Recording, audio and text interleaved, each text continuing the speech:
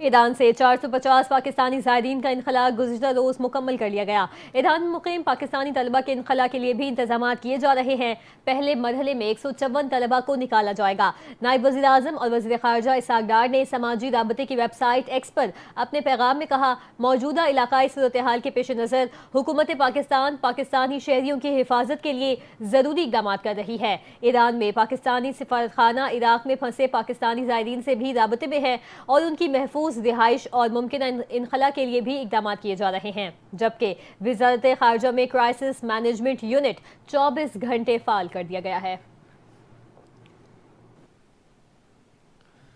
بھارت کی طرف سے پانی روکنا واقعی جنگ کا باعث بن سکتا ہے۔ سنتاس معاہدے کی کھلی خلاف ورزی پاکستان کی ریڈ لائن ہے۔ پاکستانی سفارتی مشن کے سربراہ بلاول بھٹو زرداری نے جرمنی کے نیوز چینل DW کو انٹرویو دیتے ہوئے کہا، بھارت کو سنتاس معاہدے کی معطلی کا فیصلہ واپس لینا پڑے گا۔ یہ انسانی حقوق کے خلاف ہے۔ عمل درآمد تو دور کی بات ہے، صرف یہ دھمکی دینا کہ بھارت پاکستان کے پانی کو روکے گا اقوام متحدہ کے چارٹر کی کھلی خلاف ورزی ہے۔ انہوں نے کہا، حق دفاع کی تو دور کی بات، یہ تو ہماری بقا کا مسئلہ ہے۔ اگر ہم اپنے لوگوں کو پینے کا پانی فراہم نہ کر سکیں تو بطور ریاست ہماری ذمہ داری ہے کہ میں انہیں ان کا حق دلواؤں، چاہے اس کے لیے ہمیں جنگ ہی کیوں نہ چھیڑنی پڑے، اور یہی ہماری ریڈ لائن ہے۔ امریکی صدر ڈونلڈ ٹرمپ نے کہا ہے کہ امریکہ کا ایران پر حالیہ حملے سے کوئی تعلق نہیں ہے۔ اگر ایران نے امریکہ یا اس کے مفادات پر حملہ کیا تو وہ ایسا بھرپور جواب دیں گے جو دنیا نے پہلے کبھی نہ دیکھا ہو۔ صدر ٹرمپ نے یہ بات اپنے social media platform truth social پر ایک پیغام میں کہی۔ انہوں نے واضح کیا کہ امریکہ ایران اسرائیل تنازع میں فریق نہیں ہے۔ ٹرمپ نے خبردار کیا، اگر ایران نے کسی بھی شکل میں امریکہ کو نشانہ بنایا تو امریکی فوج بے مثال طاقت سے جواب دے گی۔ ٹرمپ نے ساتھ ہی یہ دعویٰ بھی کیا ہے کہ وہ ایران اور اسرائیل کے درمیان معاہدہ آسانی سے کروا سکتا ہے اور یہ تنازع حل کیا جا سکتا ہے، بشرط یہ کہ دونوں فریقین سنجیدہ ہوں۔ دوسری جانب ایران نے امریکہ اور اس کے اتحادیوں کو خبردار کیا ہے کہ اگر انہوں نے اسرائیل کی حمایت کی تو وہ خود بھی حملوں کا نشانہ بن سکتے ہیں۔ ایران نے مغربی ممالک کو خبردار کیا ہے کہ اگر بے بنیاد الزامات کا سلسلہ جاری رہا تو وہ NPT سے الگ ہو جائے گا۔ ایران کے مستقل مندوب سعید ایروانی نے اقوام متحدہ کے سلامتی کونسل میں خط جمع کروا دیا۔ خط میں واضح طور پر لکھا ہے کہ برطانیہ، فرانس اور جرمنی بے بنیاد الزامات لگا رہے ہیں۔ انہوں نے کہا، اگر یہ تینوں ممالک ایران پر پابندیاں بحال کرنے کی کوششوں میں مصروف رہے تو ایران ایٹمی عدم پھیلاؤ کے معاہدے NPT سے دستبردار ہو جائے گا۔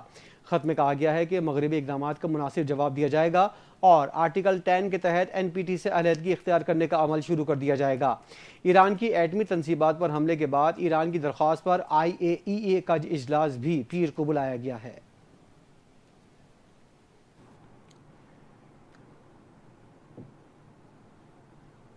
چینی وزیر خارجہ وانگ ای کا ایرانی ہم منصب ارباز راکھوچی سے ٹیلی فونک رابطہ۔ چینی وزیر خارجہ نے یقین دلایا کہ خود مختاری اور علاقائی سالمیت کے دفاع میں چین ایران کے ساتھ ہے۔ چینی وزیر خارجہ نے کہا کہ چین اسرائیل کی جانب سے بین الاقوامی قوانین کی خلاف ورزی کے خلاف ہے۔ ایٹمی تنصیبات پر حملے کر کے اسرائیل خطرناک روایت قائم کر رہا ہے۔ طاقت کے استعمال سے کبھی بھی پائیدار امن قائم نہیں ہو سکتا۔ اسٹیٹ بینک نئی مالیتی پالیسی کا اعلان کل کرے گا۔ شرح سود 11% تک برقرار رکھنے کی توقع ہے۔ دسمبر تک مہنگائی میں اضافے کی اوسط شرح 8% تک پہنچنے کا خدشہ ہے۔ مرکزی بینک کی زرعی پالیسی کمیٹی کا اجلاس گورنر اسٹیٹ بینک کی زیر صدارت ہوگا، جس میں ملکی اور غیر ملکی اقتصادی صورتحال کا جائزہ لینے کے بعد پالیسی ریٹ کا اعلان کیا جائے گا۔ اور بات کریں پیٹرولیم مصنوعات کی قیمتوں کی تو آپ کو بتائیں کہ آئندہ 15 روز کے لیے ملک میں پیٹرولیم مصنوعات کی قیمتوں میں 5.5 روپے فی لیٹر تک اضافے کا امکان ہے۔ آئل کمپنیز ایڈوائزری کونسل کی ورکنگ کی تفصیلات سامنے آ گئی ہیں۔ عالمی مارکیٹ میں تیل مہنگا ہونے کی بنا پر تیل مارکیٹنگ کمپنیوں کا ورکنگ پیپر تیار کر لیا گیا۔ وزیر اعظم اوگرا کی سفارش پر پیٹرولیم مصنوعات کی قیمتوں میں رد و بدل کی منظوری دیں گے۔ وزیر اعظم کی منظوری کے بعد نئی قیمتوں کا اطلاق ہوگا۔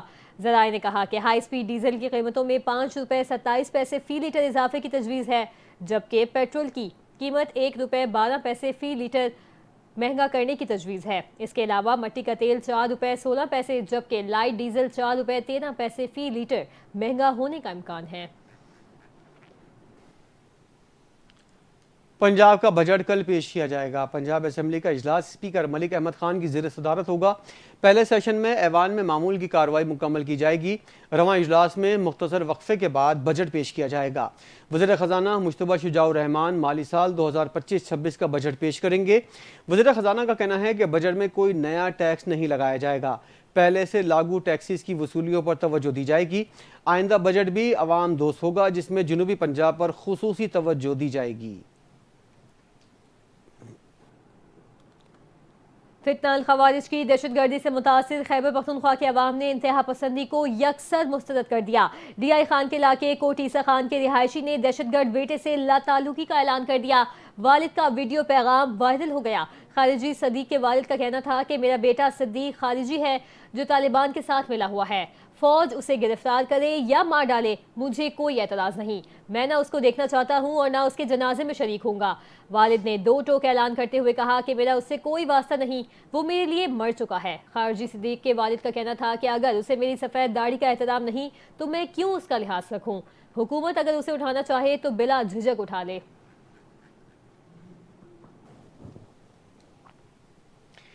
पाकिस्तान पीपल्स पार्टी की डिजिटल टीम का मरकजी इजलास आज इस्लामाबाद में मुनक्किद हुआ। इजलास में सोशल मीडिया हिकमत अमली, अवामी राब्ते और पार्टी बयानी के फ़रोग पर मुशावरत की गई। सिंध के सीनियर वजीर शर्जील इनाम मेमन ने कहा कि डिजिटल मीडिया अब सिर्फ इजहार नहीं बल्कि एक ताकतवर सियासी हथियार है। हमें नौजवानों को हक़ाइक़ से आगाह और मनफी प्रोपेगेंडे का मौसर जवाब देना है। मरकज़ी सेक्रेटरी इत्तलात नदीम अफजल चंद ने कहा, हमें सोशल मीडिया पर महज़िब, मरबूत और मौसर बयानिया तश्कील देना होगा ताकि पार्टी की पॉलिसी, कारकर्दगी और जमहूरी जद्दोजहद आवाम तक पहुँचे।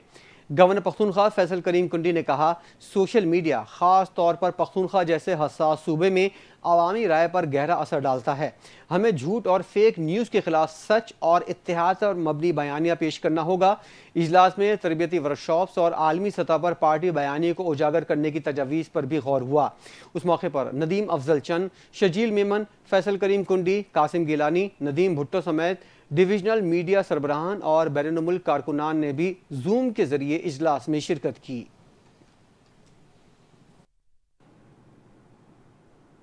गिलगित से अफसोसनाक खबर शामिल करेंगे, जहां बारातियों की गाड़ी खौफनाक हादसे का शिकार हो गई। हादसे में दूल्हे समेत 6 अफराद जाँ बहक हुए। रेस्क्यू हुकाम के मुताबिक शिल्लत नगर में अफसोसनाक हादसा पेश आया, जहां बारातियों की गाड़ी दरिया में जा गिरी। हादसे में दूल्हे समेत एक ही खानदान के 6 अफराद लुक़्मा अजल बन गए। रेस्क्यू हुकाम के मुताबिक दूल्हा बारातियों के साथ दुल्हन लेने जा रहा था। मोड़ काटते हुए गाड़ी दरिया बुर्द हो गई। अब तक 3 अफराद की लाशें निकाली जा चुकी हैं। बाकी लाशों को निकालने के लिए रेस्क्यू ऑपरेशन जारी है।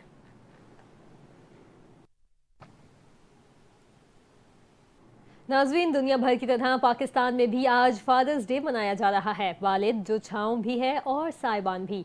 आज के दिन उनकी बेलौस मोहब्बत और कुर्बानियों को सलाम पेश किया जा रहा है। देखते हैं ये खुसूसी रिपोर्ट। माँ की तरह बाप भी अपनी औलाद के लिए हर कुर्बानी देने को तैयार रहता है। माँ जहाँ अपनी ममता से औलाद को हर दुख से बचाती है, वहीं बाप खामोशी से अपनी औलाद की हर ख्वाहिश पूरी करने के लिए दिन रात एक कर देता है। जून के तीसरे इतवार को मनाए जाने वाले इस दिन का मकसद उस जज्बे को सराहना है जो एक वालिद अपनी फैमिली के लिए रखता है। वालिद घर का साइबान होता है, एक ऐसी हस्ती जो खुद टूट कर अपनी औलाद को जुड़ता देखना चाहती है। बाप वो शख्सियत है जो किसी भी तबके से ताल्लुक रखता हो, अपनी औलाद की खुशियों के लिए हमेशा फिक्रमंद रहता है। खुद की ख्वाहिशात को पसे पुष्ट डालकर बच्चों की जरूरतें पूरी करता है। वालिद एक शजरे सायादार की तरह होता है जो औलाद को जिंदगी की धूप से बचाता है और हर तूफान के सामने ढाल बनकर खड़ा रहता है। फादर्स डे का पैगाम यही है, अपने वालिद की कदर कीजिए, उनकी दुआओं को समझिए और आज के दिन उन्हें एक सलाम जरूर पेश कीजिए। माँ की तरह बाप भी अपनी औलाद के लिए हर कुर्बानी देने को